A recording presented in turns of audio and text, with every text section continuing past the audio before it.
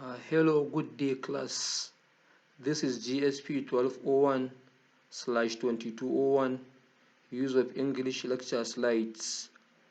The session is 2020/2021, first semester. This is meant for Group E2, students of microbiology and zoology. My name is Aliyu Yakub Yusuf.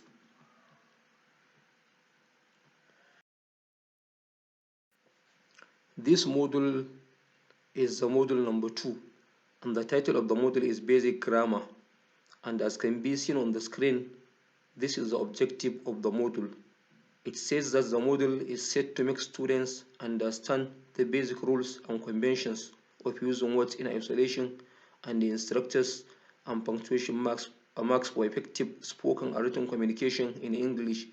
This is saying that this module is meant to teach students to understand how to use English words, whether individually in isolation or in sentences, clauses, and phrases. And the module focuses on the following items. Number 1, word classes. Number 2, sentence types. Number 3, tenses in English. And number 4, punctuation marks. These are what the module focuses on. That is to say, these are the items discussed in details in this module number 2.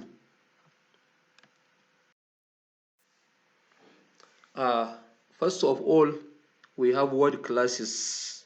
When we talk about word classes, simply we are referring to parts of speech. Each English word has a class to which it belongs. That is to say, any English word you come across in spoken or in written form has a class that it falls into. So by saying word classes, we just mean parts of speech, classes to which English words belong. Introduction. Words are the brick of erecting structures in any meaningful human communication. Words in English are classified according to the functions they perform in sentences. That is to say, English words are classified on the basis of the functions they perform in sentences. You can have a word functioning as an adjective and the same word functioning as a noun in another sentence. So in this way, the function makes the words differ based on the sentences in which they appear. For instance, there are words which are used to name things. They are called nouns. Words which are used to name things, naming words are called nouns, while others replace them in sentences, and these are called pronouns. The ones which replace the naming words are called pronouns. Some express actions while others modify the actions. So the ones that express action are called verbs, while the ones that modify the action are called adverbs. Some connect other words while others indicate a relationship between other words. So there are words that connect other words in English structures. These are called conjunctions. And the ones that indicate a relationship between words are called prepositions. That is to say, any English word has a class. It can either be a noun, a pronoun, an adjective, an adverb, a verb, a preposition, a conjunction, or an interjection. Traditionally, in traditional grammar, there are a total of 8 parts of speech or word classes in English. That is to say, in English, traditionally speaking, there are 8 classes of parts of speech. These are nouns, adjectives, verbs, adverbs, pronouns, prepositions, conjunctions, and interjections. These are the main, well-known, basic, traditional parts of speech or word classes. But nowadays, in modern grammar, in contemporary grammar, there are people who classify parts of speech in different ways. That is to say, scholars such as Huddleston 1996 identifies determiners, coordinators, and subordinators as additional classes. That is to say, apart from those 8 classes identified in traditional grammar, Huddleston 1996 adds another 3. They are determiners, coordinators, and subordinators, as I have just said. While other scholars such as Quirk and Grimborn 2006 also add other classes. They add articles and demonstratives as other as other parts of speech or word classes in English. Broadly speaking, when we take parts of speech as a whole. They can be divided into open class or closed class items. That is to say, whether there are just 8 parts of speech as they were in traditional grammar, or there are 10 or 11 as they are now in modern grammar. All these words or word classes can be grouped into two main classes or categories. There is what we call an open class items, and there is what we call a closed class items. An open class item is so called because they accept new members or membership. That is to say, they are willing to accept new members. The class is open in the sense that new members are allowed to come in, while the others are called closed class because new members are not admitted. The class is not open to admit new members. New members are not allowed to join in. So in the case of open class items, there we have nouns, adjectives, verbs, and adverbs. These four are, belong to what we call an open class items because they admit new members. New members are added day in, day out. New nouns, new verbs, new adjectives, and new adverbs are being added in a language. As soon as something new is invented, it will be named. It will be given a name. And that name becomes a new noun in languages. Likewise, adjectives, verbs, and adverbs. As for closed class items, we have those word classes such as pronouns, prepositions, conjunctions, and interjections. These are closed class because they don't admit new members. New members are not allowed to join in. Pronouns are the same as they were hundreds of years ago, same as prepositions, conjunctions, and interjections.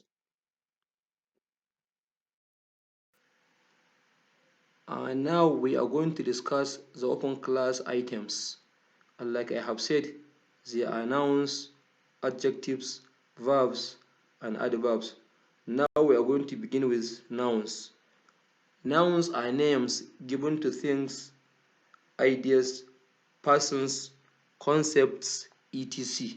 In other words, nouns are words used in naming things. That is why they are simply called naming words.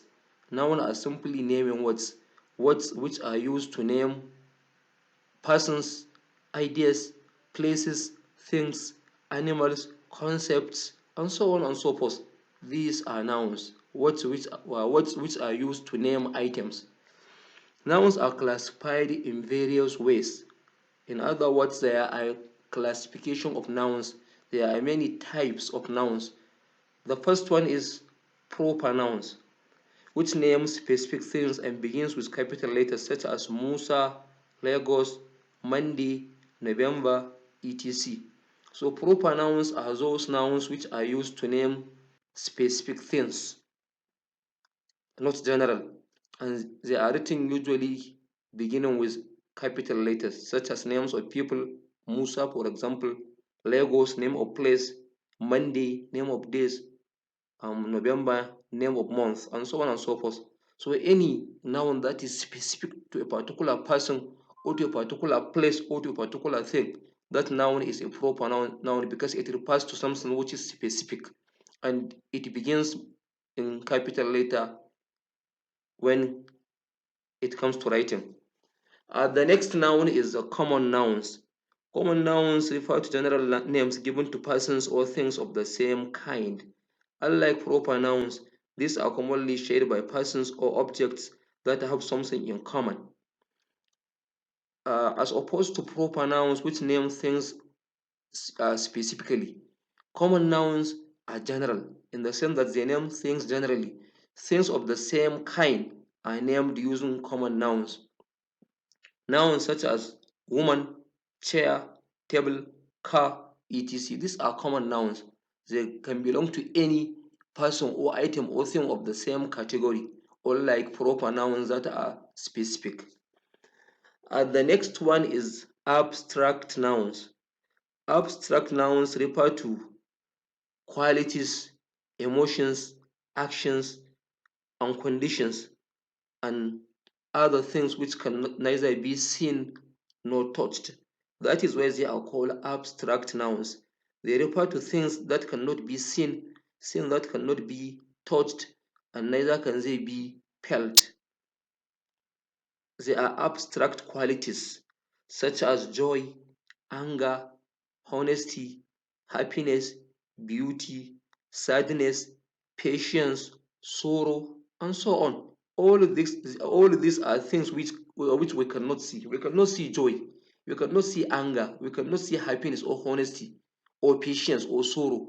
These are abstract qualities which we cannot see, neither can we touch. The next one is the concrete nouns. Concrete nouns refer to things that we can see and touch and therefore felt. Things such as desk, chair, pencil, books, computers, and so on and so forth. All of these are items that we can touch, we can see, and we can feel them when we touch them. As such, they are called concrete nouns, as opposed to abstract nouns that cannot be seen and cannot be touched. Then the next one is collective noun. A collective noun is used for a group or collection of things of the same kind. And a group may consist of people, objects, or animals. A collective noun is regarded as a whole. For example, staff, family, team, vocabulary, audience, committee, and so on and so forth. So all nouns that refer to many things in group is used to refer to collective nouns. For example, staff. A single person cannot make a staff. Only a collection of many people that can make up a staff or can make up staff or family or team. When we say team, committee, audience, crowd, group, gang, bunch, all these are collective nouns because single individuals cannot make a team. For example, a single person cannot make a committee. It has to be a collection of many persons, group of persons that will make a committee. So these are collective nouns such as family, team, vocabulary, audience, committee, crowd, gang, bunch, and so on and so forth. That is collective nouns.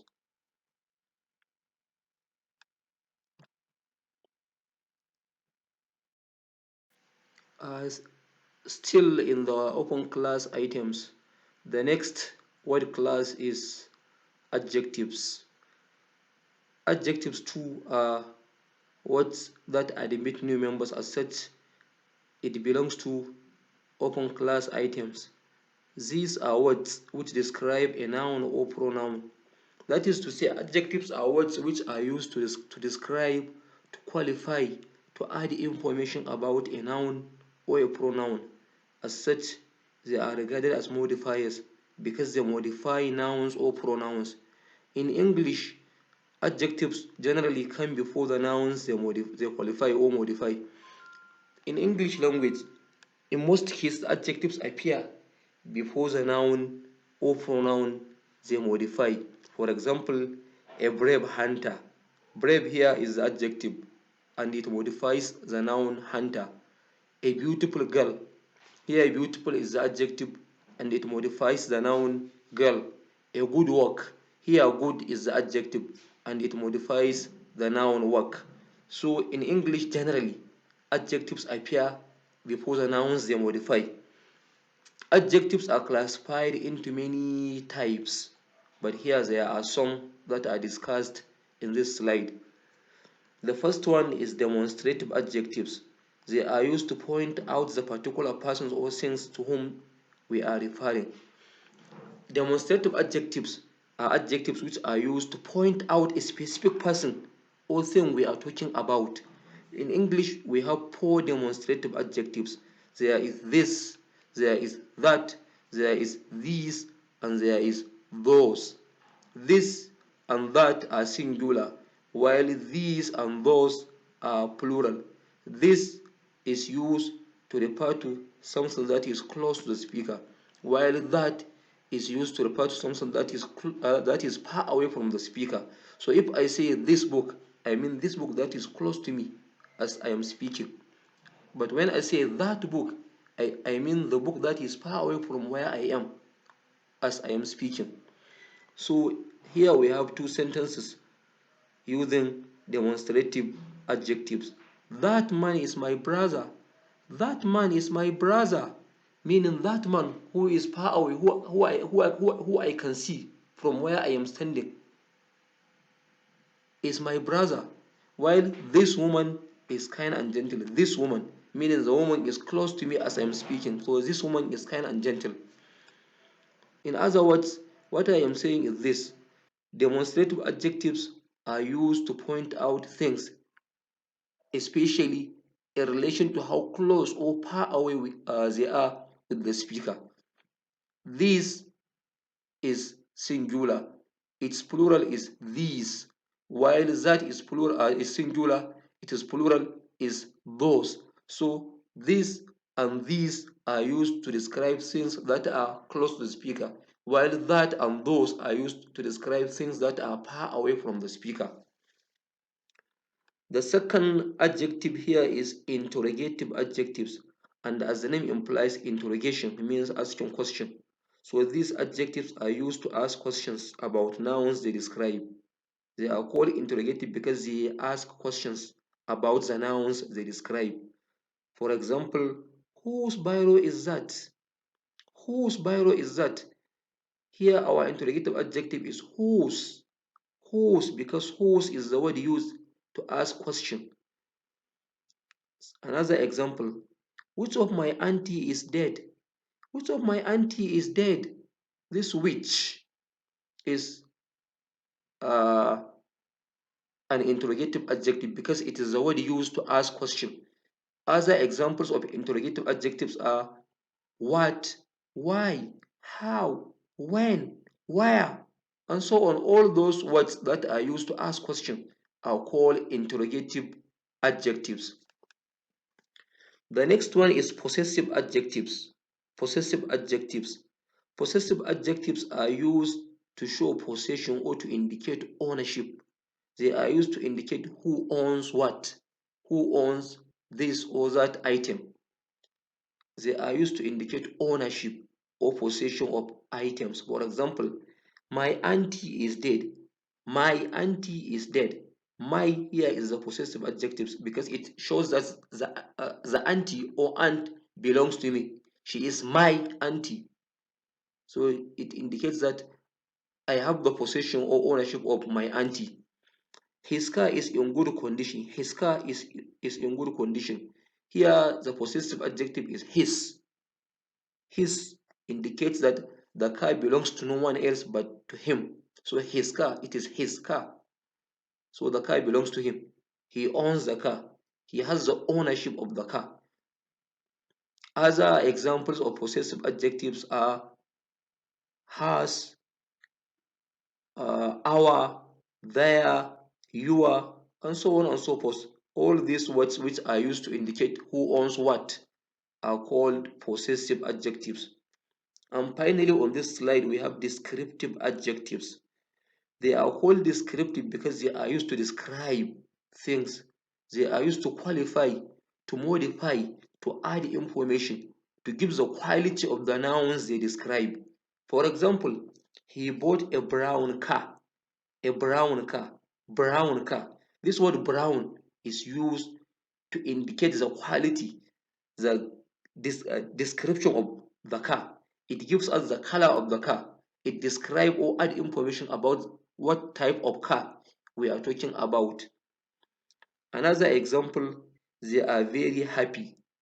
They are very happy. This happy is the adjective. It describes the state of the persons we are talking about. It describes the qualities they possess. It adds information about the people we are talking about. So other descriptive adjectives include examples such as brilliant, hardworking, brave, and so on and so forth. All those words which add quality or add description or add information about particular nouns are called descriptive adjectives because they are used to describe things.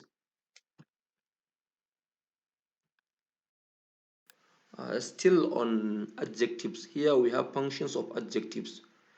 In English language, adjectives have two main specific functions.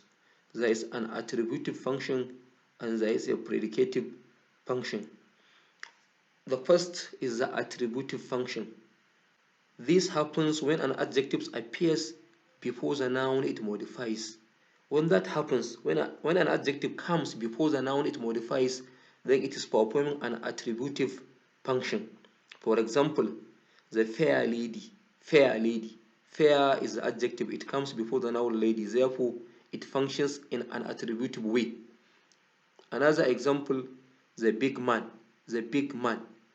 Here the adjective is big, while the noun it modifies is man. Therefore, the adjective big performs the functions of an attributive adjective because it comes before the noun it modifies. Other examples include a tall boy, a small book, a large room, a small house. All those adjectives that come immediately before the nouns they modify perform an attributive function. Then another function of an adjective is predicative function. When an adjective comes after the noun it modifies, then that function is a predicative function. For example, your daughter is very beautiful. Your daughter is very beautiful. Here we have beautiful as the adjective in the sentence, and it comes after the noun daughter. Therefore, the function is a predicative function because the adjective appears after the noun it modifies. Here, the adjective beautiful modifies the noun daughter, but it comes after the noun. Therefore, the function is a predicative function. Another example is we are quite happy. We are quite happy. Here, the adjective is happy, and it appears after the noun we, which it modifies. Therefore, the function is a predicative function. Other example that I can think in which adjectives perform a predicative function is a sentence like the man is wicked. The man is wicked. Here the adjective is wicked, and it modifies the man that comes after that comes before the adjective. So because the adjective comes after the noun, therefore we say wicked in this sentence is used in a predicative way. Oh, the girl is short. The girl is short. Here the adjective is short, and it comes after the noun the girl. Therefore, it functions in a predicative way. The next thing we have on the slide is comparison of adjectives. Here we are going to discuss how adjectives are used to grade or to indicate degree of comparison. In the English language, there are three main ways in which comparison between things is made. There is positive degree, there is comparative degree, and there is a superlative degree. The positive degree is the main adjective, such as tall, good, intelligent, handsome, beautiful. In some cases, when we want to turn a positive or main adjective into a comparative form, we add er. So for tall, we can have tall, taller, tall, taller.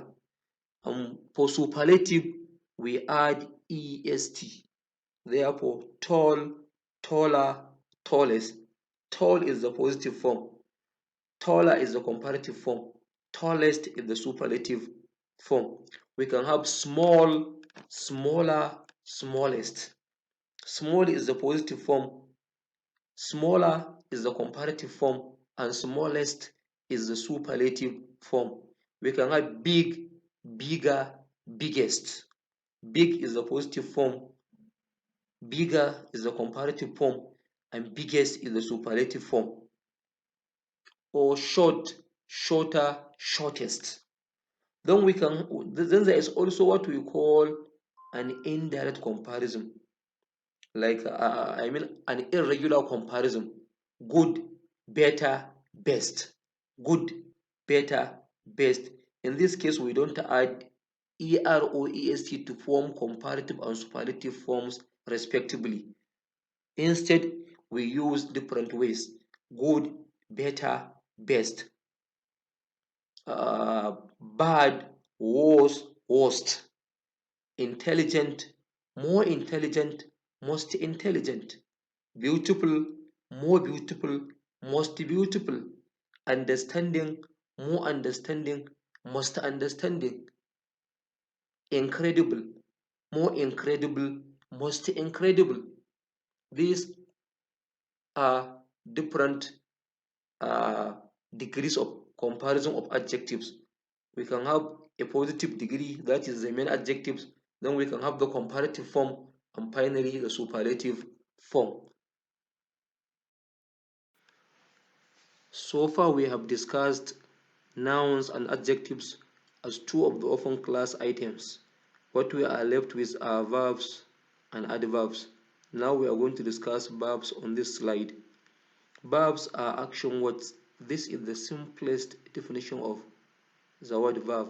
Verbs are words which are used in a sentence to indicate action. So any word that appears in an English sentence and that word is used to indicate an action, then that word is the verb in that sentence. A verb is either finite or non-finite. Finite verbs agree with the subjects of the sentence in which they are used and show the tense. Yes, finite verbs agree. They are in line with the subject of the sentence in which they appear. That is to say, when the subject is in singular, the finite verbs are also in singular. Likewise, when the subject is in plural, the finite verbs are also in plural. And they also show tense, whether the action is happening now, or whether it happened in the past, or whether it will happen in the future. Finite verbs are groups into lexical and auxiliary verbs. Yes, finite verbs are groups in two ways. We have lexical verbs and we have auxiliary verbs. First of all, lexical verbs. A lexical verb is the major verb in a sentence and is divided into transitive, intransitive, and linking verbs. That is to say, when we talk about lexical verb, we are talking about the main verb in a sentence that indicates the main action that is taking place in that sentence. If, for example, I said, the man is washing plates, the man is washing plates, that word washing is the main action in the sentence. Therefore, it is the lexical verb. Even if there is another verb, then the other verb is a helping verb. But the main lexical verb is washing. Or for example, if I say, I sit or I sat on the chair, I sat on the chair. That sat is the main verb in the sentence, therefore it is a lexical verb. Or I am writing a story. I am writing a story. That word writing is the main verb or lexical verb in this sentence. And these lexical verbs, like I have said, are divided into transitive, intransitive, or linking verbs. First of all, we have transitive verb. A transitive verb is a verb that that necessarily attracts an object. That is to say, a transitive verb is always followed by an object to complete its meaning. You can't have a transitive verb without an object following it. In other words, these verbs necessarily attract an object. They are always followed by an object to complete their meanings. For example, John killed a big snake. John killed a big snake. The verb here is killed, and the object here is a big snake. You just cannot say John killed. Then somebody will say, killed what? There has to be an object that follows the verb killed. Therefore, this killed, the verb killed is a transitive verb because it always attracts an object. Another example, the girl saw a madman. The girl saw a madman. The girl saw a madman. Here, the transitive verb here is so, and it attracts an object because without the object a madman, the sentence doesn't give any meaning. If you say the girl saw, somebody will start wondering, so what? What does she see? The girl saw a madman. The girl saw her brother. The girl saw her book. The girl saw her teacher. The girl saw the lion. The girl saw this and that. So there has to be an object that follows the word so. Therefore, so is a transitive verb because it always attracts an object. Then the next one is an intransitive verb. An intransitive verb is the verb that doesn't need an object to complete its meaning in a sentence. That is to say, the verb can stand alone without any object following it, unlike the transitive verb. For example, my mom died last month. My mom died last month. Or just my mom died. This the verb here is died.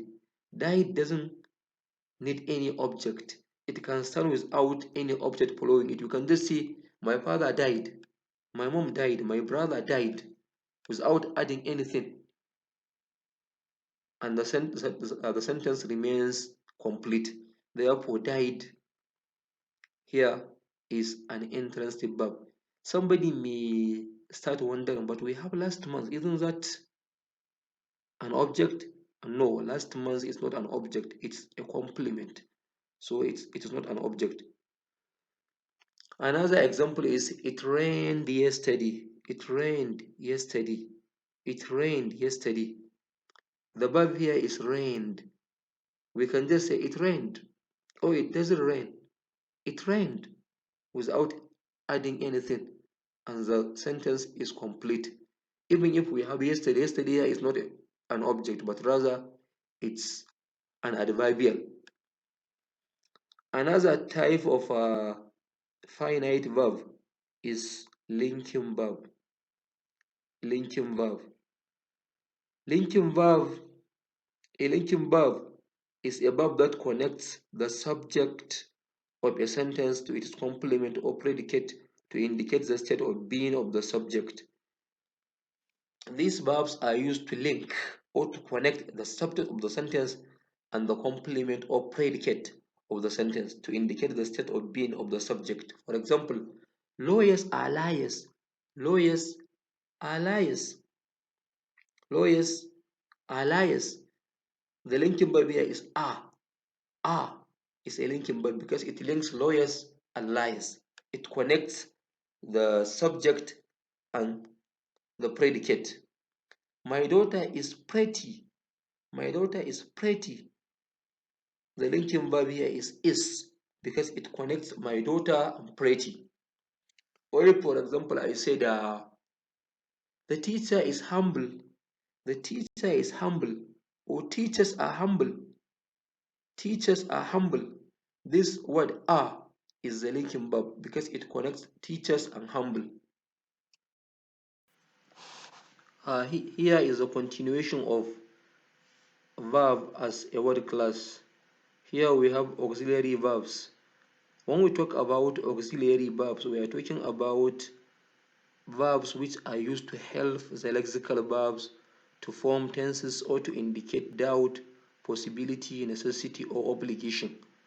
In an English sentence in which we have a lexical verb and together with another verb, that other verb is what we call an auxiliary verb. And auxiliary verbs, in other words, are verbs which are used to indicate or to help the main verbs in sentences. There are two types of auxiliary verbs in English. We have primary auxiliary verbs and we have modal auxiliary verbs. In the first place, we have primary auxiliaries. The primary auxiliaries are three in number in English. We have what we call do, we have what we call have, we have what we call be. That is to say, we have do, have, and be as the main broad classes of primary auxiliary verbs. However, each of these three main broad classes has its many verbs in it. For example, do. In the do class, we have do, we have does, and we have did. In the have class, we have, we have had, we have has. And in the be class, we have no fewer than 8 verbs. We have we have is, we have are, we have was, we have where, we have be, we have been, we have been. These are all primary auxiliary verbs which are used either as lexical verbs or as auxiliary verbs. What I mean by this is that sometimes there are instances in which we use primary auxiliary verbs as main verbs in sentences, and sometimes we use them as just auxiliary verbs. When we have a sentence in which there is only an auxiliary verb in that sentence, then that auxiliary verb is acting as the lexical verb or as the main verb in that sentence. But when you have an auxiliary verb together with a main verb, then that auxiliary verb is used to help the main verb. Let's see examples in which primary auxiliaries act as lexical verbs and the examples in which they act as auxiliary verbs.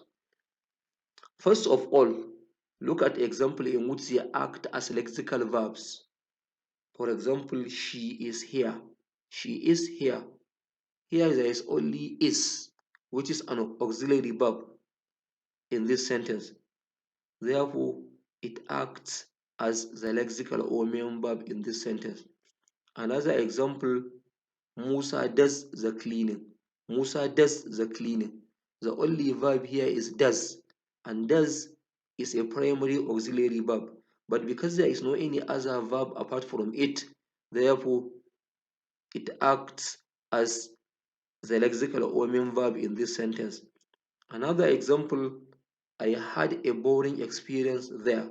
I had a boring experience there. Here also the only verb in the sentence is had, which is also a primary auxiliary verb. As such, it is functioning here as the lexical or main verb in this sentence. Another example, they are students. They are students. Are here is the only verb in the sentence, therefore it is acting as the lexical verb. Yet another example, I have money. I have money. The only verb in this sentence is have. Therefore, even though it is an auxiliary verb, but its function in this sentence is that of a lexical verb, since it is the only verb that is present in the sentence. Now, let's see examples in which auxiliaries act as the helping verbs. Examples in which they act as helpers, not lexical verbs. Ladidi is cooking her favorite dish. Ladidi is cooking her favorite dish. Here we have main verb or lexical verb cooking, as well as an auxiliary verb is. Therefore, is here is helping the main verb cooking in the sentence. Another example, I did not find it difficult to teach. I did not find it difficult to teach. Here we have also lexical verb find. We also have an auxiliary verb did. Therefore, did here is functioning as a helper. It is helping the main verb find in the sentence. One example like, I am eating the food. I am eating the food. Here we have eating as a main verb. We also have am as the auxiliary verb. Therefore, am here is helping the main verb eating. Or they were washing plates. They were washing plates. Where here is the auxiliary verb, while washing is the main verb. Therefore, where is helping the main verb washing in the sentence. So in essence, primary auxiliaries can either act as lexical verb when they appear alone without any main verb in a sentence, or they can be helpers when they come alongside a lexical verb. Another type of auxiliary verb is modal auxiliary verbs. Modal auxiliaries include verbs such as can, could, will, would, shall, should, may, might, ought to, used to, need, and dare. These are examples of modal auxiliaries. In a sentence, for example, we can say, you must go back to your house today. You must go back to your house today. Here, must is helping the verb go in this sentence. It is helping the main verb go. You need to see me after the lecture. You need to see me after the lecture. Here, the model auxiliary need is helping the main verb see in this sentence. Another example, I will travel to Kaduna. I will travel to Kaduna. Here the main verb is travel, and the verb that helps it in the sentence is will. I will travel to Kaduna. Will is a model auxiliary that helps the main verb travel in this sentence. Or an example such as I can teach English. I can teach English. Can here is our model auxiliary, and it is used to help the main verb teach in the sentence. So that is all about finite verbs. That is to say, finite verbs can either be a transitive verb, intransitive verb, linking verbs, and auxiliary verbs. Then now non-finite verbs. Non-finite verbs are verbs that are not restricted in any way in tense and number. If you can remember, I have told you that finite verbs are verbs that agree with their subject in terms of person and number. They indicate tense as well as singularity and plurality. But in this case, non-finite verbs don't agree with subject in terms of tense and number. They are not restricted in any way by tense and number of the subject. Example of non-finite verbs include participles, gerund, and the infinitive verbs. Participles are verbs that appear either in ing or in ed form. So we have past participle, we have present participle, and we also have past perfect participles. Then, as far as gerund are concerned, they are verbal nouns. They are nouns which have an ing ending, such as drinking, sitting. I like sitting. Sitting here is not a verb but rather a noun. Or drinking is a bad habit. Drinking there is also a noun. We also have infinitive verbs, verbs in their bare form, or verbs when they take addition of to before them. You can see, let me go. Go here is an infinitive verb, bare infinitive. But but when you see, I want to go there, to go is to infinitive.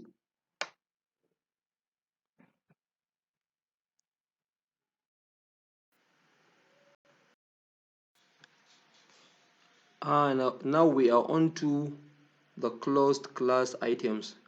Like I have told you earlier on that under closed class items we have pronouns, we have prepositions, conjunctions, and interjections. We are beginning with pronouns. Pronouns are words which we use in place of a noun so that we do not have to repeat nouns unnecessarily. This means that in English, pronouns are used to avoid repeating nouns unnecessarily. That is why they are used in place or instead of nouns. In a situation where you have nouns coming unnecessarily, you are expected to use pronouns to replace all those nouns that are wrongly used. Take this example. Abdul went to visit his friend Sani, but Abdul did not find Sani at home. Abdul went to visit his friend Sani, but Abdul did not find Sani at home. In this sentence, Abdul and Sani are used unnecessarily. Therefore, the sentence appears odd and boring. It can be corrected or modified by using pronouns in place of some of the nouns in the sentence. For example, we can say Abdul went to visit his friend Sani, but he did not find him at home. Abdul went to visit his friend Sani, but he did not find him at home. So the nouns Sani and Abdul are replaced by he and him. So in this sentence, the words he and him are pronouns which are used in place of Sani and Abdul. Or if you like, the word he and him are pronouns that are used instead of Abdul and Sani respectively. Other pronouns are she, her, we, they, I, them, it, and you. Pronouns are classified into several classes by scholars. There are many types or forms of pronouns. We have what we call personal pronouns, demonstrative pronouns, interrogative pronouns, possessive pronouns, relative pronouns, reflexive pronouns, indefinite pronouns, and so on. Now we are beginning with personal pronouns. When we talk about personal pronouns, they stand for persons. They can either be in singular or in plural. So personal pronouns can be described in terms of person, number, and case, and even gender. That is to say, sometimes these pronouns show gender, whether the nouns they are replacing is a masculine noun or a feminine noun. You can't replace a masculine noun with a pronoun such as she. She is always used to replace a feminine gender, and neither can you replace a feminine noun with he. He is always used to replace a masculine gender. Likewise, another feature of personal pronoun is person. You can have first person, second person, and third person in personal pronouns. Likewise, it also indicates the case, whether as a noun being replaced is in objective case or it is in subjective case. When a person speaks to you about someone else who may not necessarily be present, the person is the first person. You, the listener, is the second person, and the one spoken about is the third person. Yes, like I have said, personal pronouns also indicate person, whether the person is the first person or the second person or the third person. A first person is the person speaking, and the third person is the person spoken to. No, the first person is the person speaking, the second person is the person spoken to, and the third person is the person spoken about. So when somebody speaks to you, he is the first person, while you, the listener, is the second person, and the one spoken about, the one who is not around, the person spoken about is the third person. So for the first person, we have pronouns such as I or we, my or our, me or us, mine or ours. I is singular, we is plural. My is singular, our is plural. Me is singular, us is plural, and mine is singular, and ours is plural. For the second person, we have pronouns such as you or you, your or your, yours or yours. In this, there is no variation or difference between singular or plural. For the third person, we have he, she, it, his, hers, him, her, they, and them. All of these are singular except the last two, they and them, which are plural. This is all about personal pronouns. The next is the demonstrative pronouns. Demonstrative pronouns, just like demonstrative adjectives, they are used to indicate or to point out a particular person in relation to the position of the speaker. They include these, that, those. This and these are used to indicate things that are close to the speaker, while that and those are used to indicate things that are far away from the speaker. For example, that is an interesting lecture. That is an interesting lecture, meaning the lecture takes place sometime in the past. The person is speaking about a lecture that took place sometimes in the past. Therefore, he says That is an interesting lecture to talk about something that takes place or took place in the past. This is Bayero University, Kano. This is Bayero University, Kano. This here indicates something that is close to the speaker. These are still in use. Those are still in use. Those are still in use. Those here is plural. These are by the eggs. This here is also plural. Another type of pronoun is interrogative pronouns. These are pronouns which are used to ask questions, just as the name implies. Like I have said earlier on, interrogation means asking a question. So interrogative pronouns are those pronouns used to ask questions, such as what, who, whom, whose, and which, as well as why. For example, what is your favorite color? What is your favorite color? This what here is an interrogative pronouns and it is used to ask question. Who gave you my book? Who gave you my book? This who is the interrogative pronoun and it is used to ask question. Which is yours? Which is yours? Which is yours? This which is the interrogative pronoun. Whose bag is this? Whose bag is this? Whose bag is this? This whose is the interrogative pronouns. So in essence, we can say interrogative pronouns and the interrogative adjectives are more or less the same thing, or they function mostly in the same way. Another type of pronoun is possessive pronouns. Possessive pronouns. These are pronouns formed from possessive adjectives. Yes, they include his, ours, its, yours, theirs, and mine. Yes, they are used to show possession or ownership, just like possessive adjectives. They include his, ours, its, yours, theirs, and mine. The book is mine. The book is mine. This mine is the possessive adjective in this sentence. The choice is yours. The choice is yours. The word yours here is the possessive adjective in this sentence. The pen is hers. The pen is hers. This hers is the possessive possessive pronoun in this sentence. These classes are ours. These classes are ours. Here, the word ours is the possessive uh, pronoun in this sentence. So, in essence, we can further explain that mine is the singular form and it is plural. Plural form is ours. Yours is a singular form.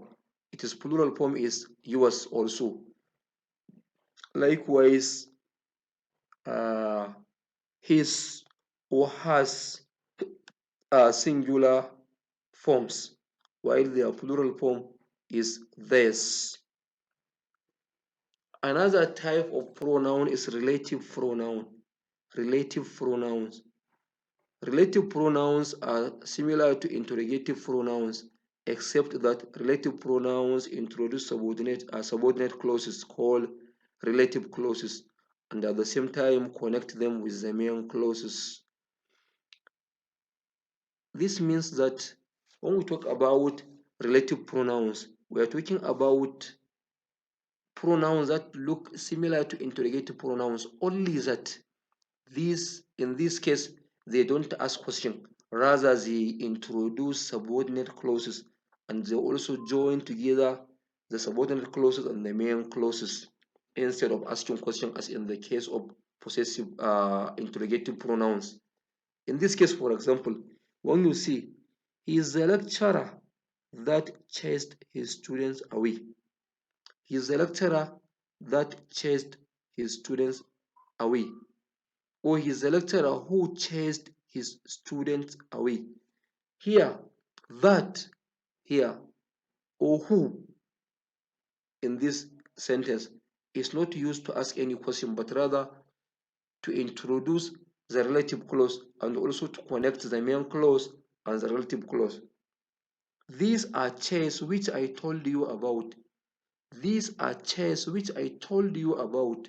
The word here which looks like interrogative pronoun, is not used here to ask any question, but rather to connect the main clause and the relative clause. Another example, this is the girl whose father was arrested.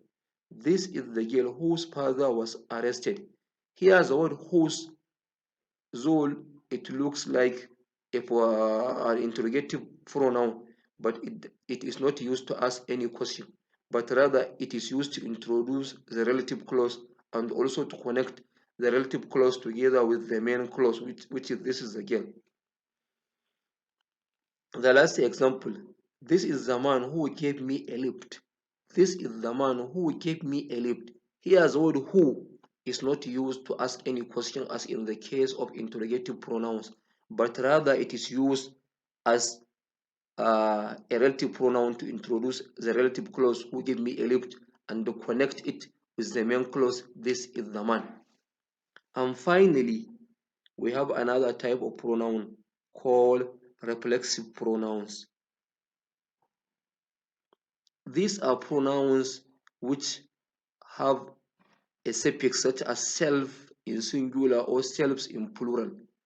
That is to say, they are pronouns that have self or selves ending, and they are used to refer back to the subject of the sentence. They are pronouns that are used to reflect or refer back to the subject of the sentence. For example, when you say she is deceiving herself, she is deceiving herself. This herself refer back to the subject she. She is deceiving no one but herself. You have said it yourself. You have said it yourself. You have said it yourself. Yourself here is the reflexive pronouns, and it is used to refer back to you, which is the subject of the sentence. They wrote the assignment themselves. They wrote the assignment themselves. Here, themselves refer to no any other person but they. So it refers back to the subject they. Musa locked himself. Musa locked himself. So himself here is also a reflexive pronoun, a reflexive pronoun which is used to refer back to the subject Musa.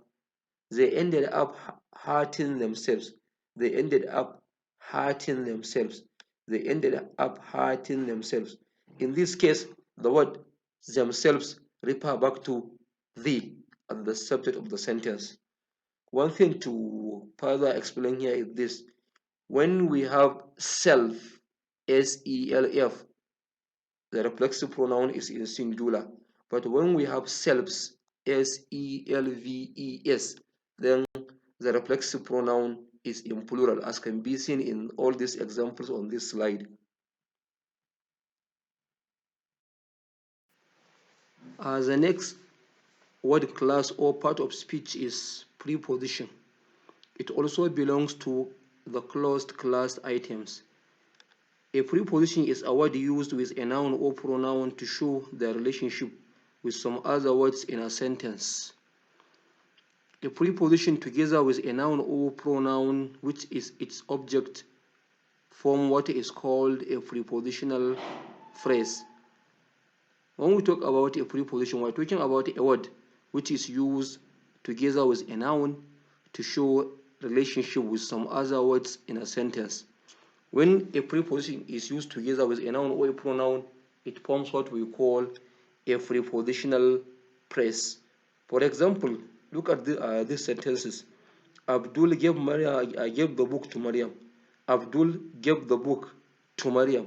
These two is a preposition, and it shows a relationship between Abdul, the book, and Maryam. In other words, it is the word to which provides a relationship between Maryam, the book, and Abdul. That because of the use of the word to, we know that the relationship is that Abdul gave the book to Maryam. Maryam cooked some food for Abdul. Maryam cooked some food for Abdul. The word food, for here, for, is the preposition, and it shows a relationship between the noun Abdul and the words cook, food, as well as another noun, Maryam. It shows how they are related.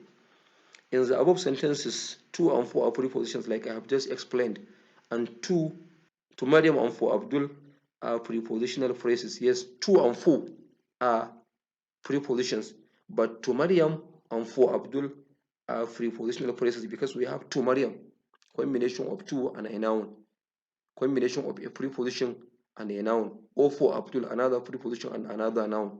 Therefore, to Maryam and for Abdul are prepositional phrases, while to and for alone are prepositions. Other prepositions include in, under, out, with, of, down, from, inside, outside, below, above, at, and so on and so. There are hundreds of prepositions in English. These ones in which there is only a single word like in, under, over, above, out, with, of, in, at. These are called simple prepositions. Simple prepositions because they constitute only single short words. But there are prepositions in which many words are combined, two or more words are combined to form a preposition. Prepositions such as apart from, as far as, on top of, in front of, as soon as long as, in relation to, in the absence of, for the sake of.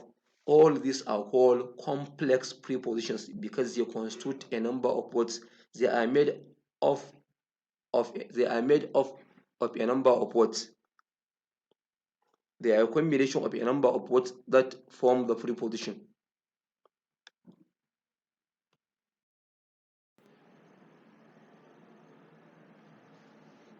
Our next word class or part of speech is conjunction. When we talk about conjunction, we are talking about a word whose only function is to link words, phrases, clauses, and sentences. That is to say, as the name implies, conjunctions are used to conjoin words with other words, phrases with other phrases, clauses with other clauses, and sentences with other sentences. In other words, conjunctions are nothing but linking words, joining words, words which are used to join other words, other phrases, clauses, and sentences. There are three types of conjunctions. Number one, coordinating conjunction. Number two, subordinating conjunction.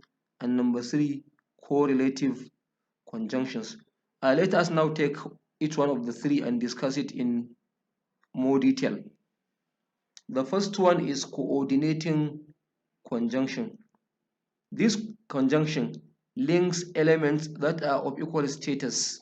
In other words, coordinating conjunctions link equivalent grammatical structures. They link words, phrases, or clauses. What I mean by this is that as far as coordinating conjunctions are concerned, they link elements of equal status. That is to say, they link words and other words that are of equal grammatical structure. Likewise, they also link phrases and phrases or clauses and clauses that are of equal grammatical structure.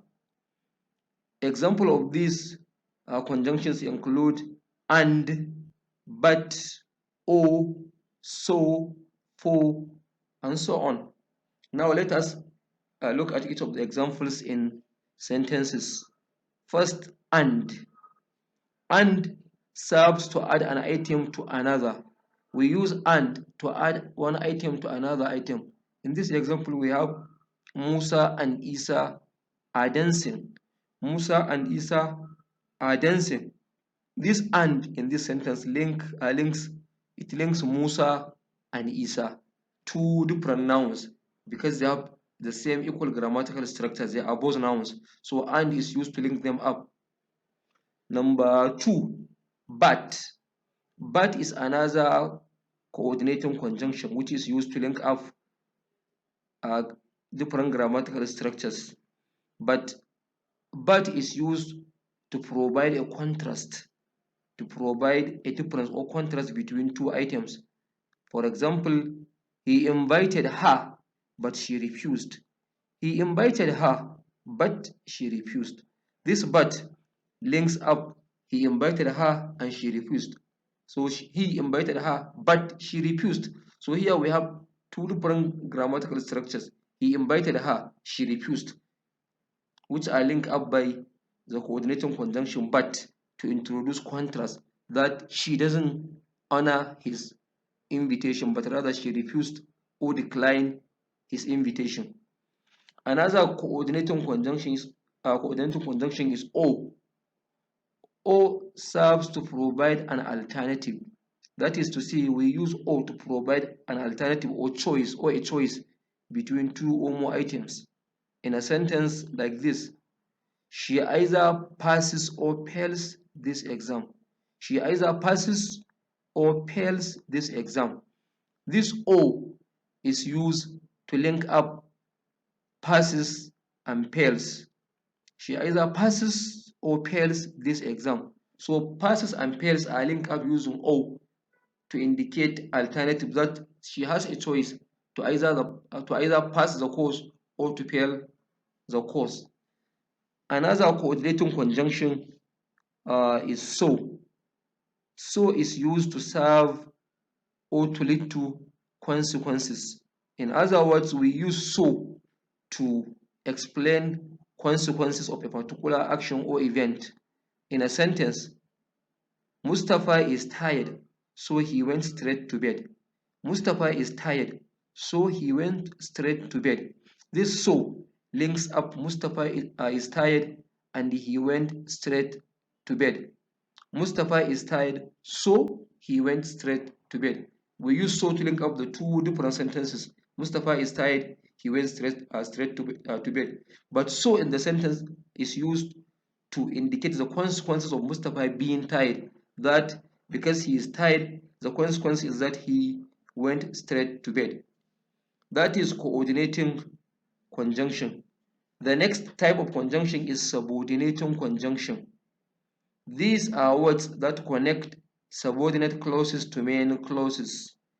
Yes, we use subordinating conjunctions to connect or link up subordinate clauses and main clauses. That is to say, these are used to provide a connection between main clauses and subordinate clauses.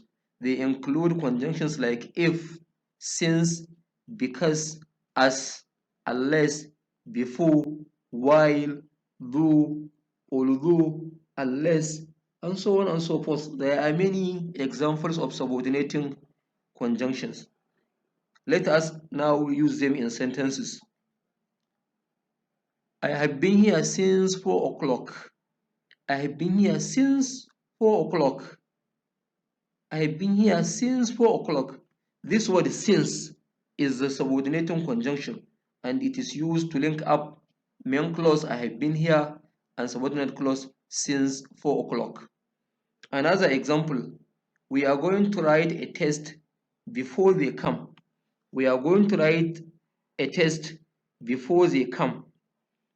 The subordinating conjunction here is before and it is used to link up the main clause we are going to write a test and the subordinate clause before they come. Another example is I bought a new car because I needed it. I bought a new car because I needed it. The subordinating conjunction here is because and it is used to connect the main clause which is I bought a new car and the subordinate clause because I needed it. That is all about subordinating conjunction. Finally, the last type of conjunction is correlative conjunction. Correlative conjunctions usually come in pair. That is why they are called pair of words used as conjunctions. So when pair of words are used as conjunctions, they are called correlative conjunctions. When correlative conjunctions are used, the two items involved should immediately succeed the correlatives. They are not only but also, neither, no, either, or, not but, both and, such as, etc. What we are saying here is that we use correlative conjunctions to link up different items, and these conjunctions exist in pair. There are two of them, one coming before the next. They include conjunctions such as not only, but also, neither, no, either, or, not, but, both, and, such as, etc, as can be seen on this slide. Let us see some sentences as examples. Example number 1. Both Amina and Aminu passed the exam. Both Amina and Aminu passed the exam. Look at both and. Both Amina and Aminu. Both here and there are the correlative conjunctions as they conjoin or link up Amina and Aminu, meaning that the two of them, Amina and Aminu, passed the exam. Both Amina and Aminu passed the exam. This both and link up Amina and Aminu. Another example, she is not only a brilliant but also talented. She is not only a brilliant but also talented student. She is not only a brilliant but also talented student. Here we have not only but also. She is not only a brilliant but also talented student. So not only and but also are correlative conjunctions, and they are used to link up a brilliant and talented student. She is not only a brilliant but also a talented student. So a brilliant and a talented are joined together by not only but also as correlative conjunctions. And the last example, you either leave this class or keep quiet. You either leave this class or keep quiet.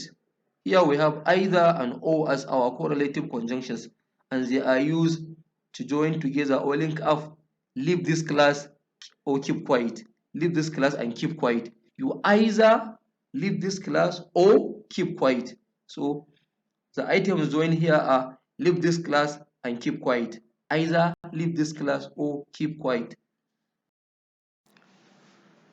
Finally, the last part of speech is interjection. An interjection is a word which we use as exclamation, as an exclamation. We use interjection to express different kinds of emotion.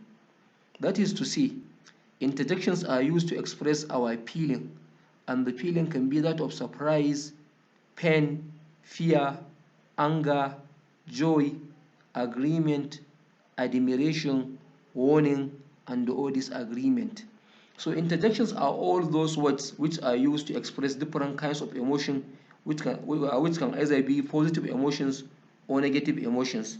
So example of these words which we can use in English as interjections include wow, huh, ugh, Jesus, my gosh, I'm sorry, certainly, nonsense, alas, I can't believe it, good God of mercy.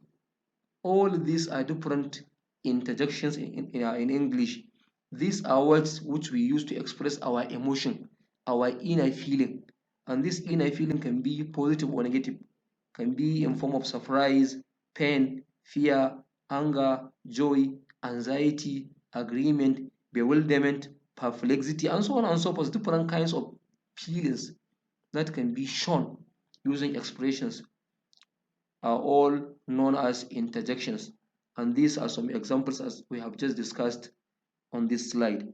That is all as far as parts of speech are concerned.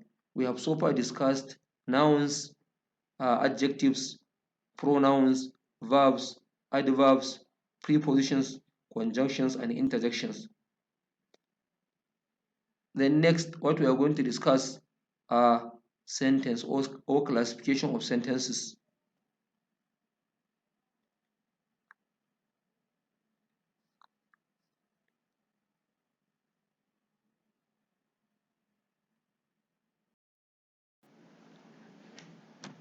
Our next item still in this module, that is module 2, is sentence, its structure and function. We are going to discuss what a sentence is, and we are going to discuss types of sentences based on structure and based on function.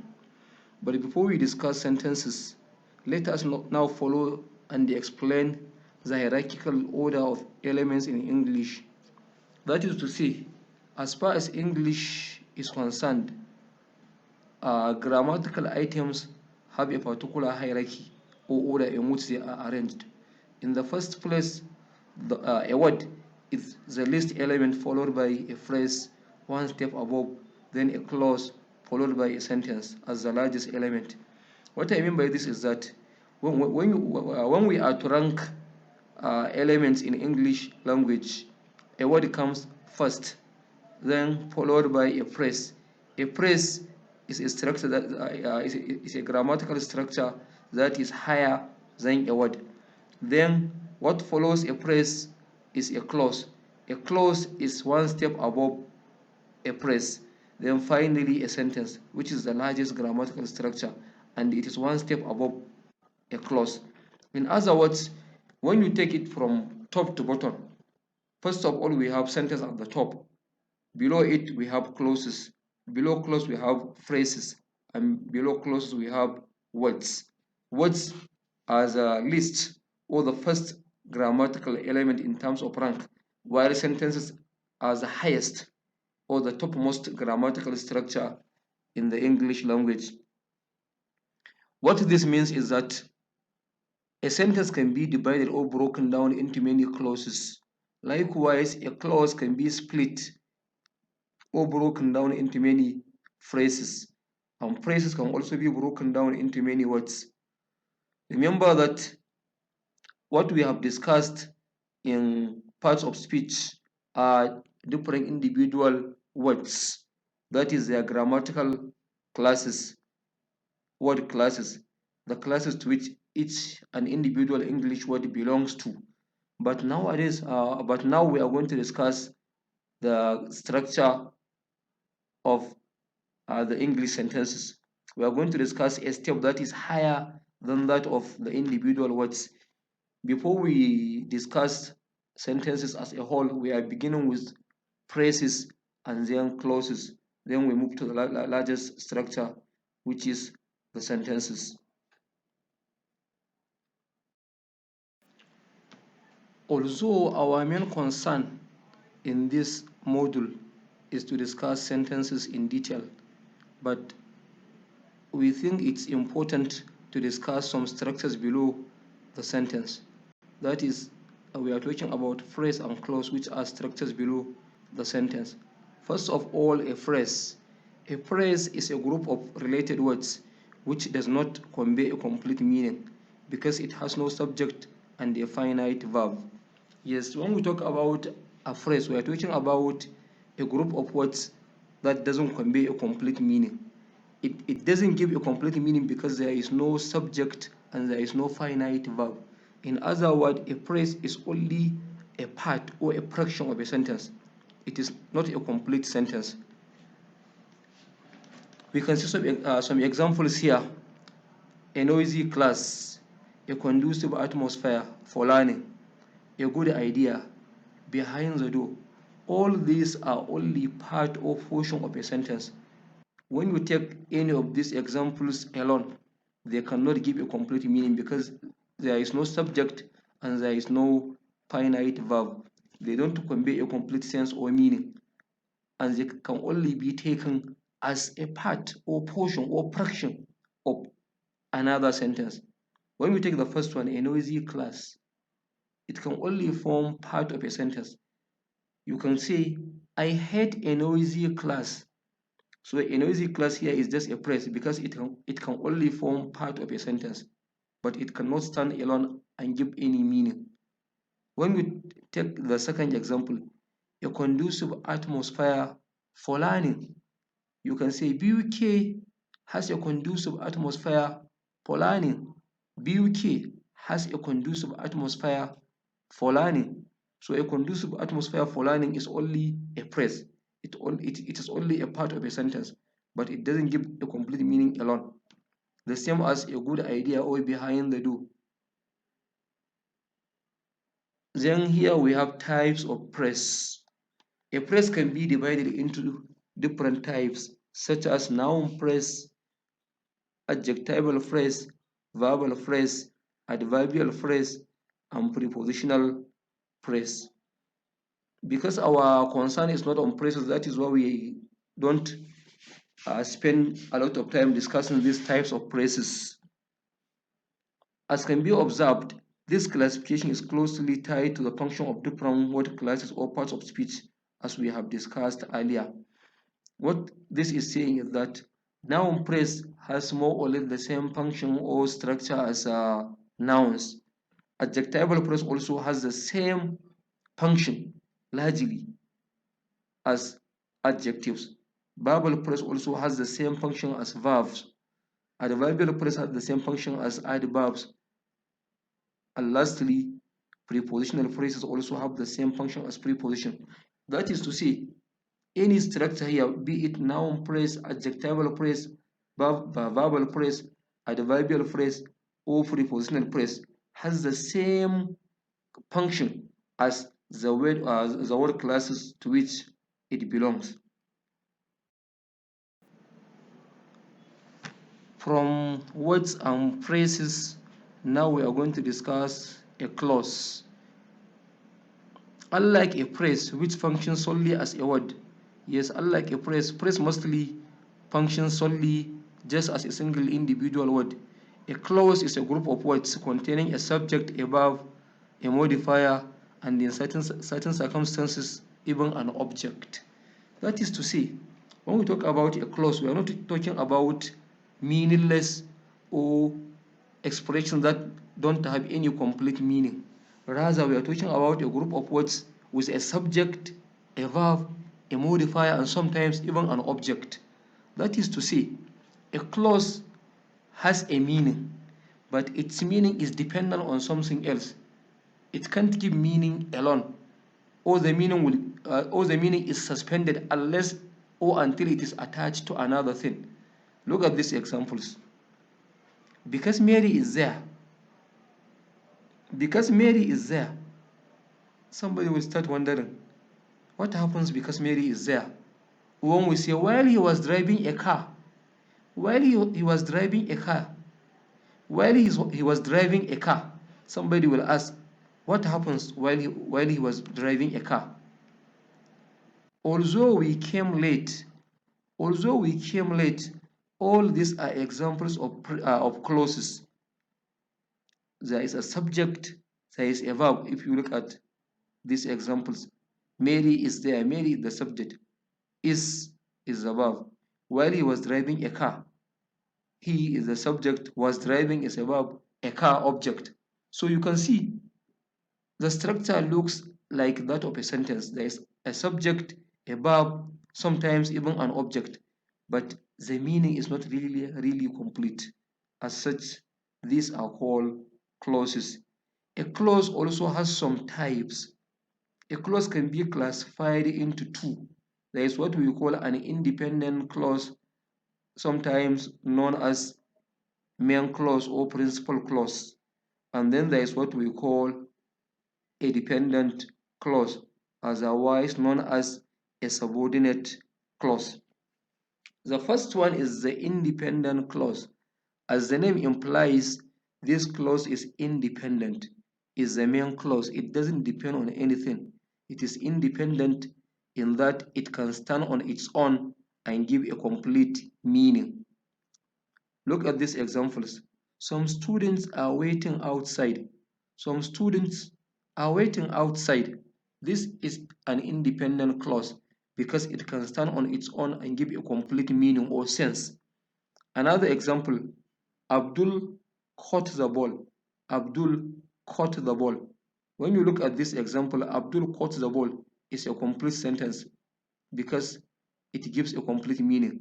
Therefore, it is called an independent clause or a main clause or a principal clause. The second type of clause is a dependent clause. Dependent clause. A dependent clause, as the name implies, is dependent. It depends on something else. It can't stand on its own and give a complete meaning. It is dependent on another clause in order to stand a chance of having any meaning. It is also known as a subordinate clause. Look at these examples. Although we came late, this is a subordinate or dependent clause. But when you attach another clause, then it can stand a chance of having having meaning. Although we came late, the program has not commenced. Although we came late, the program has not commenced. When you look at this sentence, although we came late, as underlined in this sentence, is the dependent clause, while the other clause, the program has not commenced, is the independent clause. So like I have said, a dependent clause rely on an independent clause to have any meaning. Look at the second example. Hafsat came to see Abdul before their flight took off. Hafsat came to see Abdul before their flight took off. The dependent clause here is before their flight took off. When you take before their flight took off in isolation, it can't give any meaning. It can't stand on its own and give meaning. Therefore, it is the dependent clause. But when you attach the other clause, which is the independent clause, Hafsat came to see Abdul, then together they give complete meaning. Hafsat came to see Abdul before their flight took off. But when you are to remove the independent clause, then the dependent clause before their flight took off doesn't have any complete meaning. And finally, when the bus broke, we were all worried. When the bus broke, we were all worried. When you take the first clause, which is when the bus broke, it doesn't have any complete meaning. Therefore, it is called a dependent or subordinate clause because it can't stand alone on its own and give any meaning. But when it is attached to the independent clause, then it gives complete meaning. Together they give complete meaning. When it is attached to we were all worried. So it becomes when the bus broke, we were all worried. Therefore, in this way, they give a complete meaning. To recap this briefly, an independent clause is the clause that can stand on its own and give a complete meaning, while the dependent clause cannot stand on its own and give a complete meaning. Now, over to the next slide. Finally, a largest grammatical structure, which is called a sentence. A sentence is a group of words with a subject and a finite verb which conveys a complete meaning. So when we talk about a sentence, we are talking about the largest grammatical structure which contains a subject and a finite verb, or a subject and a predicate. When we talk about a subject, we are talking about the doer of an action, the performer of an action, somebody in the sentence who does an action that is expressed by the finite verb. So for a sentence to make a meaning, it has to have a subject. It has to have someone or something which does the action in the sentence. Then it has to have the other part of the sentence, that is the predicate, where we have a finite verb and whatever comes after it. And for it to be a sentence, it has to have a complete meaning. It has to convey, it has to carry a complete meaning or sense. A sentence starts with a capital letter and ends with one of the terminal punctuation marks. Yes, a sentence always begins with a capital letter. Whenever you come to write a sentence, the first letter of the first word should start with a capital letter. And at the end of the sentence, you have to put a punctuation marks. You have to put any of the three terminal punctuation marks. You have to have either a full stop or an exclamation mark or a question mark, depending on what we express in the sentence. If the sentence is just a statement, you end it with a full stop. If a sentence is an exclamatory sentence, a sentence that expresses emotion, then you use an exclamation mark at the end. And if the sentence is the one that asks a question, then you use a question mark at the end. Look at these examples given, three examples given. Muhammad has traveled to Benin. This one gives just a statement, therefore it ends with a full stop. The second example, no, Muhammad has not traveled to Benin. No, Muhammad has not traveled to Benin. This is an exclamatory sentence, therefore the end is marked with an exclamation mark. Then finally, the last example, how much is this trousers? How much is this trousers? This one is asking a question, therefore it is marked by a question mark at the end. There is also a criteria that any good sentence must accomplish. That is to say, for a sentence to be called a complete sentence, for a sentence to stand a chance of giving a complete meaning, it should pass the following criteria. It has to pass the following criteria. Number one, it should convey a complete thought. Yes, any sentence that doesn't give any complete thought or meaning is not a sentence. For it to be called a sentence, for it to qualify as a sentence, it has to give a complete meaning.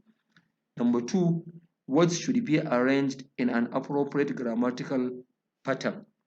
Yes, for a sentence to be called a sentence, words in that sentence must be arranged in a logical, accepted, appropriate grammatical order or structure. You just can't arrange words the way you like and then call it a sentence. Yes, there is a structure in which the words must be arranged logically for it to be called a sentence. And finally, it must begin with a capital letter and end with an appropriate punctuation mark. Yes, for a sentence to be called a sentence, for a sentence to qualify as a sentence, it must begin with a capital letter. The first letter of the first word in the sentence must begin with a capital letter, and at the end of the sentence must be marked with an appropriate punctuation mark, which can either be a full stop, an exclamation mark, or a question mark, depending on the type of the sentence. Now let us move to the next slide. Now on this slide, we are going to discuss types of sentences. Sentences can be classified according to their structure or arrangement of words or based on the functions they perform. That is to say, in English there are two ways in which sentences are classified. There is classification based on structure or arrangement of the clauses in the sentence, and there is also another classification of sentence based on the functions the sentences perform. So, basically speaking, English has two classification of sentence types. There is structural classification and then there is functional classification of sentences. Now we are going to begin with classification of sentences based on structure or arrangement of the words in the sentences. Under structural classification of sentences, there are four different types of sentences. Number one, there is simple sentence. Number two, there is compound sentence. Number three, there is complex sentence. And number four, there is compound complex sentence. We are going to take each of the four types and discuss them one after the other. Number one, simple sentence. A simple sentence is mostly an independent clause with a subject and a finite verb containing a single idea. When we talk about a simple sentence, we are talking about a sentence that expresses a single idea, a sentence that has a single idea, a sentence that contains mostly an independent clause, a clause that has a subject and a finite verb without any complication. For example, look at these examples of simple sentences. Umar is sleeping. Umar is sleeping. A single idea. They have all signed the attendance sheets in the previous lecture. They have all signed the attendance sheets in the previous lecture. This is also expressing a single idea. And another example, how old is the university? How old is the university? All these three sentences express just single ideas. And like I have said, a simple sentence contains mostly an independent clause, a clause that can stand on its own and give a complete meaning. And by looking at these three sentences, Umar is sleeping. They have all signed the attendance sheets in the previous lecture. How old is the university? They all have independent clauses. They contain independent clauses that express just single ideas. The next type of sentence based on structure is compound sentence. A compound sentence. A compound sentence is a sentence that contains two or more main clauses joined together or connected by a coordinating conjunctions.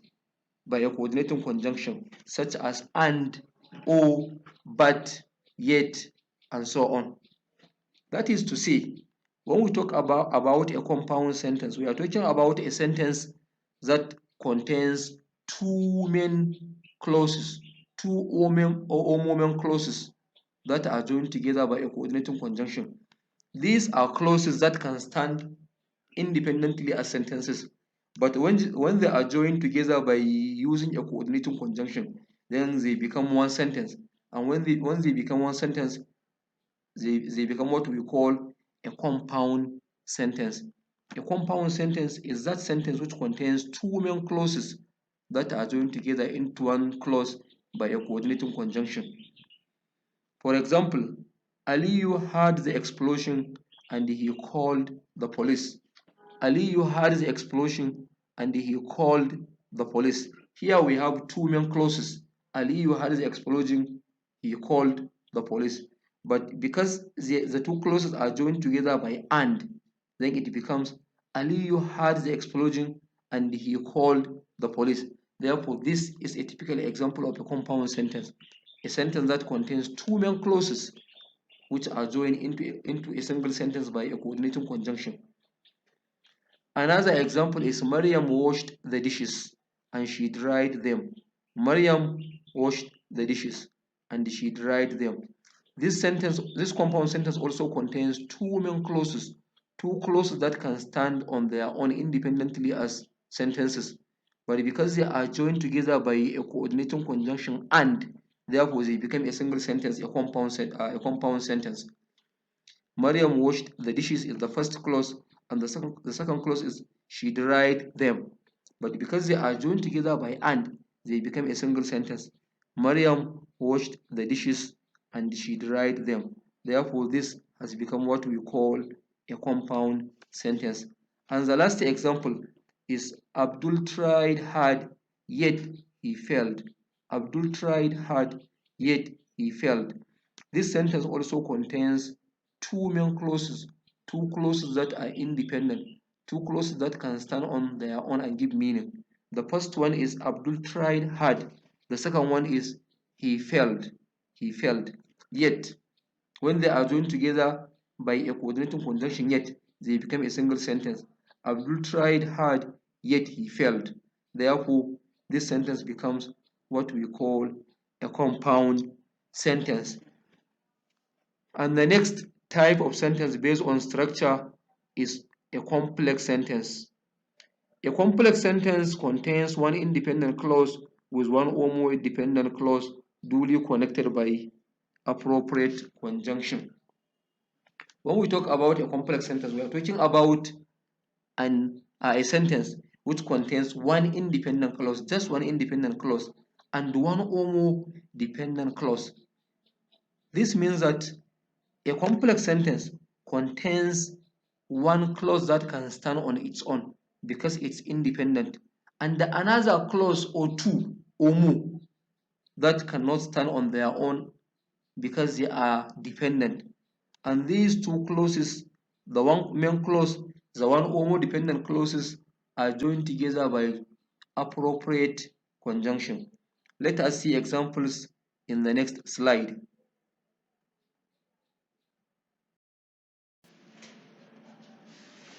The first example of a complex sentence is, although it was fine, we decided to stay at home.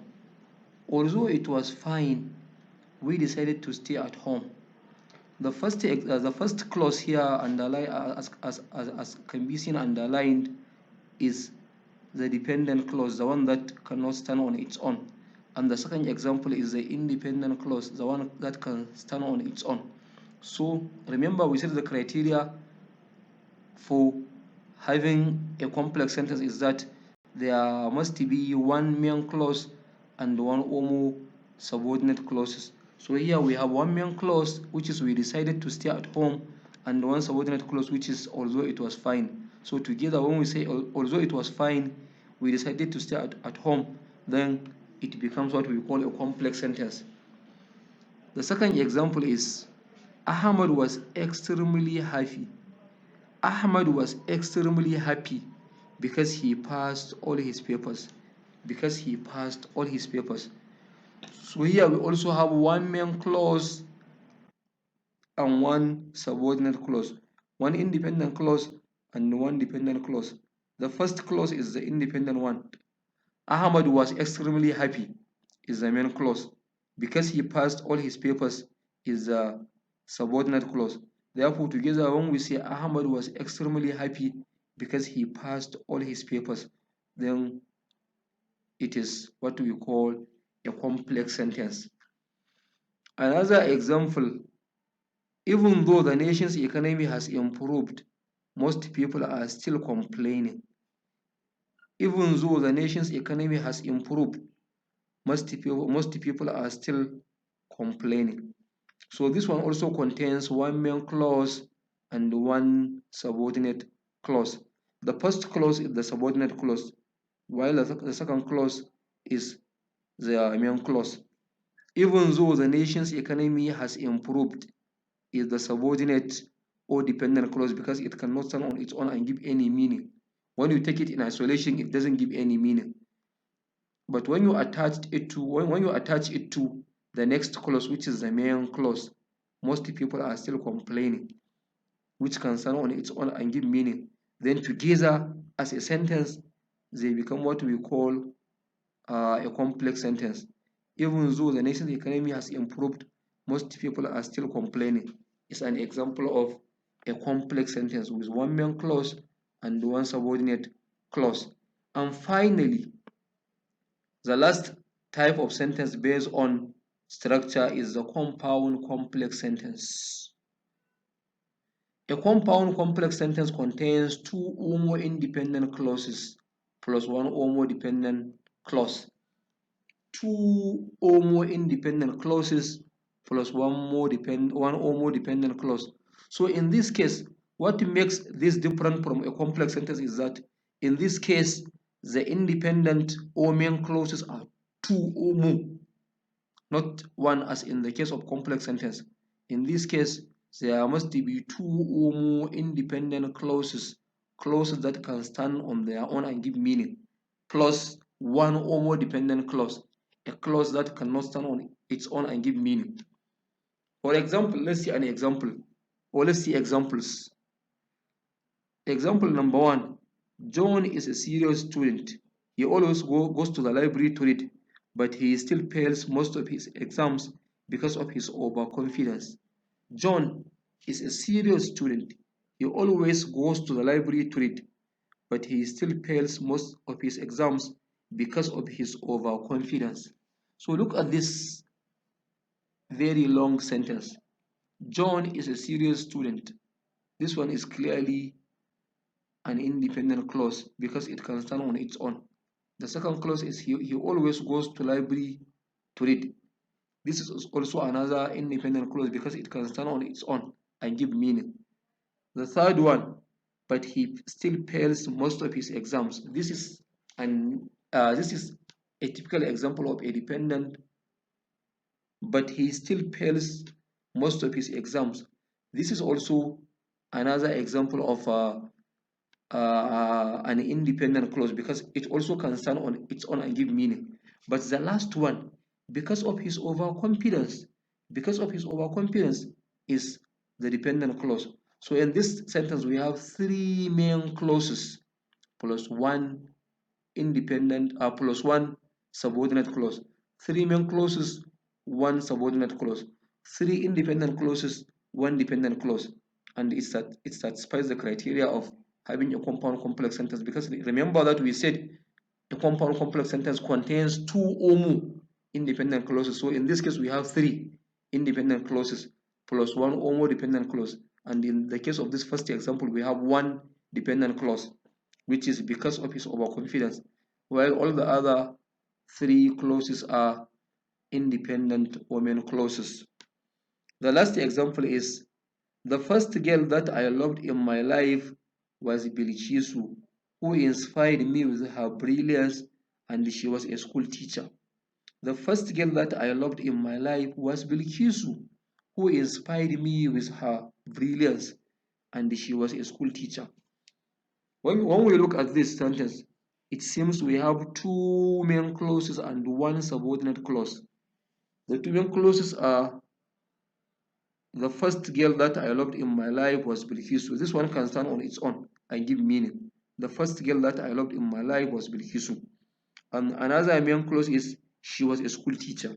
She was a school teacher. This one also can stand on its own and give a complete meaning. But the dependent clause or the subordinate clause, the one that cannot stand on its own and give meaning, is the clause, who inspired me with her brilliance. Who inspired me with her brilliance. This cannot stand on its own and give any meaning. It is dependent on the other 2 main clauses. So together, when we said, the first girl that I loved in my life was Bilkisu, who inspired me with her brilliance, and she was a school teacher. The sentence is what we call a compound complex sentence, because it has 2 main clauses and 1 subordinate clause. Now over to the next slide.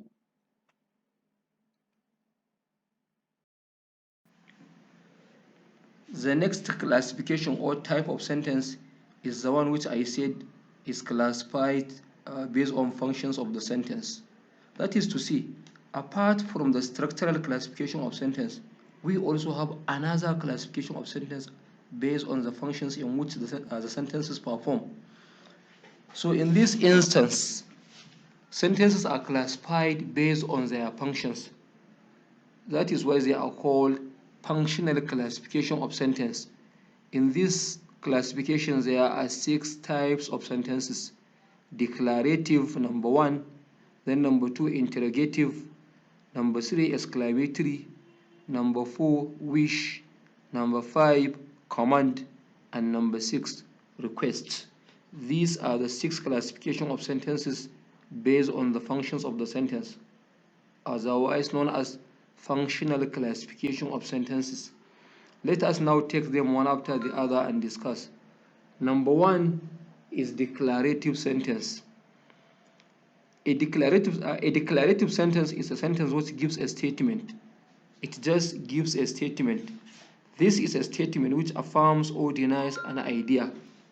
A declarative sentence is a sentence which gives a statement that affirms or denies an idea.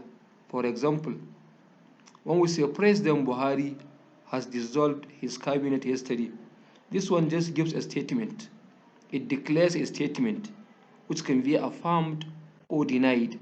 So in this sense, it is a declarative sentence or a sentence that gives statement.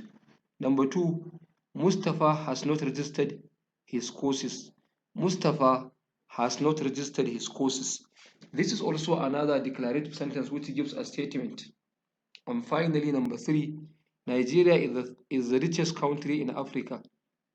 Nigeria is the richest country in Africa. This is also another statement that can be refuted or confirmed, affirmed or denied. So, because they all give statement, therefore, these examples are examples of declarative sentences, sentences which give statement. Another type of sentence based on function is interrogative sentence. Interrogative sentence, as the name implies, interrogation means asking a question. So this sentence type asks questions and ends with a question mark. Yes, these are sentences which are used to ask questions, and when in writing, they end or they are marked at the end with the question mark. For example, when did Nigeria get her independence? When did Nigeria get her independence? This is a question. Therefore, it's an interrogative sentence. Another example, Are you aware that the economy has improved? Are you aware that the economy has improved? This is also another question. Therefore, it is an interrogative sentence. And as you can see on the slide, these two sentences are marked by the question mark at the end. Another type of sentence based on function is exclamatory sentence. This sentence type shows a certain feeling or emotion. As such, it ends with the exclamation mark. So when you have a sentence that expresses a certain feeling or a certain emotion, and that emotion can be an anger, can be happiness, can be surprise, can be disagreement, these sentences are all known as exclamatory sentences. And when in writing, they are marked at the end with the exclamation mark. For example, oh yes, what a nice idea. Oh yes, what a nice idea. This is a typical example of an exclamatory sentence. This sentence shows emotion. It shows emotion. It shows happiness. As such, it is called an exclamatory sentence. Let us now go to the next slide. Another type of classification of sentence based on a function is wish, a sentence that expresses wish or desire. This is sometimes called an optative sentence. It expresses a wish or hope of something happening soon. So when you express a wish or a desire about something that you hope to happen soon, then that sentence is what we call a wish. Let us now see examples. I wish you best of luck in your forthcoming exams. I wish you best of luck in your forthcoming exams. This is a wish. This expresses wish or desire or hope. Therefore, it falls under the classification of sentence based on function. Then another example. I hope to be a graduate in the next couple of months. I hope to be a graduate in the next couple of months. This is also another sentence that expresses wish or desire or hope about something happening soon. Therefore, it is also a sentence that falls under wish as a functional classification of sentence. Then the next type of sentence is command, a sentence that expresses command, otherwise known as imperative sentence. This sentence type is used to give an order or command. Yes, when you give an order or command, then that sentence is what we call a command or an imperative sentence. The subject in this sentence is mostly implied, not obvious. Yes, sometimes the subject in the sentence is just implied. It may not be necessarily mentioned. The sentence ends mostly with an exclamation mark. For example, move out of this place. Move out of this place. When you say move out of this place, then the subject of the sentence, the doer of the action, is implied. It could be you move out of this place. There is someone you are talking to, you are commanding. There is someone you are giving order to. But that person may not be mentioned. Sometimes the person is just implied. So when you say you move out of this place, you can just say move out of this place, because the subject you is just implied, not necessarily mentioned. And another example, close that door. Close that door. Here the subject is also implied. It could be close. It could be you close that door. You close that door. But because the you is optional or is implied, as said even here on the slide, it is written inside a bracket. The main sentence is close that door, which is also a command or imperative sentence. And finally, the last type of sentence based on function is request. Request. This sentence type lies in the interface between a command and a wish. Yes, this one is in between a command and a wish. On one hand, it looks like a command, and on the other hand, it looks like a wish or desire. The language used is mostly polite, and the sentence ends with the question mark. Yes, the language is polite. The language in request is polite, and the sentence usually ends with the question mark. For example, could you please shut the door? Could you please shut the door? Could you please shut the door? The sentence here is marked with a question mark. But when you look at it, it is a request. You are requesting someone to shut the door. And the language is polite. You are not really ordering the person as in command. And you are not also expressing a wish, but rather you are politely requesting the person to shut the door. The last example, may I go to see a friend? May I go to see a friend? May I go to see a friend? This one is also a polite request. It is not really a command or a wish, but rather somewhere in between. So it is also a request. And this is the final slide. It is the last slide in this module 2 lecture 1. And if you are following the lecture, we have so far discussed a lot of things. First of all, we discussed word classes or parts of speech, which we broadly classified into two broad classes. There is what we call closed class items, which include nouns, adjectives, verbs, and adverbs. And there is what we call closed class items, which include pronouns, prepositions, conjunctions, and interjections. We discussed all these 8 parts of speech, including their subtypes and the examples. And lastly, we discussed types of sentences. We discussed what a phrase is. We discussed what a clause is. We have seen examples, and then later we discussed what a sentence is. We also give classification of sentence, which we said is classified in 2 ways, based on function and based on structure. In the first place, we discussed sentences based on structure, which we said there is a simple sentence, there is a compound sentence, there is complex sentence, then there is compound complex sentence. And lastly, we discussed classification of sentence based on function, which we said there is declarative sentence, interrogative sentence, exclamatory sentence, wish, command, and request. And we have seen example of all these types of sentences. What we have left in the module 2 will be discussed in our lecture 2, module 2, in the next class. Thank you very much everyone for listening.